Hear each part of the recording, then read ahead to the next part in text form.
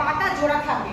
নিয়ে একবার এদিক একবার এদিক একবার এদিক একবার এদিক, খালি ধান দেব মে পে। এবার ধান খেলেও গড়াগড়ি, এরকম ভাবে নিয়ে গড়াগড়ি খেলা, নিয়ে কোমরে হাত নিয়ে এই corner left corner, right back left back হলো। সেকেন্ড, তারপরে সেকেন্ডটা 2 3 স্টার্ট।